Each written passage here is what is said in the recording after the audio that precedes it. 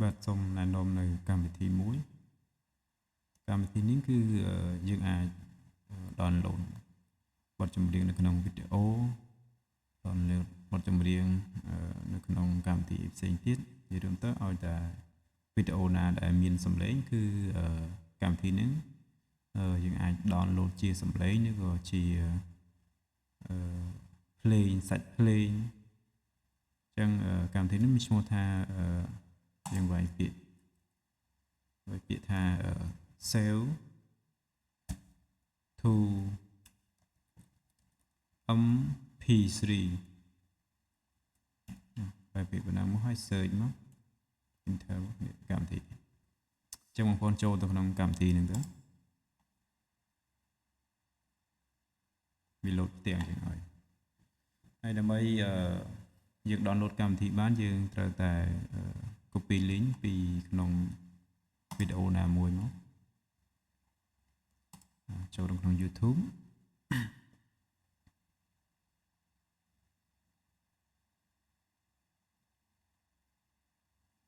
ពីខ្លះយើងអាចយកបទចម្រៀងយក download ទុកស្ដាប់យកបទចម្រៀងហ្នឹងដើម្បីយកហោះដាក់ក្នុងវីដេអូរបស់យើងប៉ុន្តែបងប្អូនត្រូវមើលដែរណាចំពោះបទចម្រៀងណាដែលជាប់ copyright គឺយើងមិនគួរដាក់នៅក្នុងវីដេអូរបស់យើងដើម្បីផុសទេអញ្ចឹងបទចម្រៀង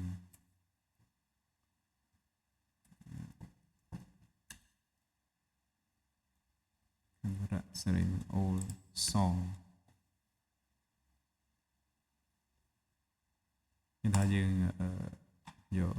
វីដេអូមួយនេះ Which floor? 12. Intern? Probably. Who let the intern into the boardroom?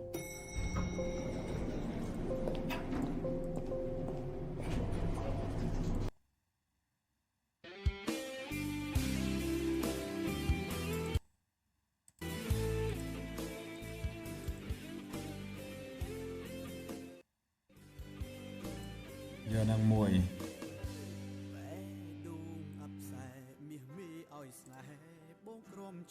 xéo giờ copy lên như nó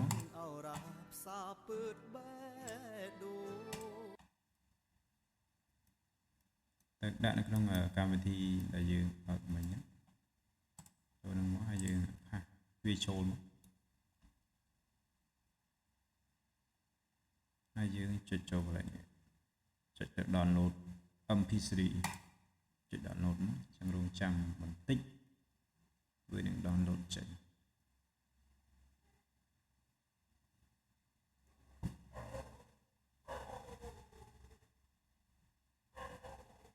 បាទចិត្តពេញហើយ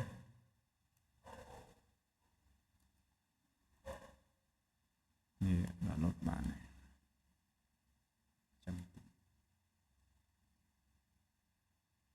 ចាំមើលបងប្អូនដឹងពីកម្មវិធីនឹងមួយយើងស្រួលក្នុងការ download បទចម្រៀងយកទុក download យកបទចម្រៀងទុកផុសភ្ជាប់ជាមួយនឹងវីដេអូរបស់យើងអញ្ចឹងឥឡូវនេះ download ពេញហើយយើងអាចបើកវាបាន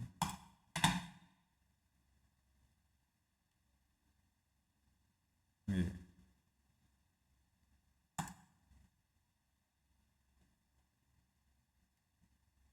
ចាក់ស្ដាប់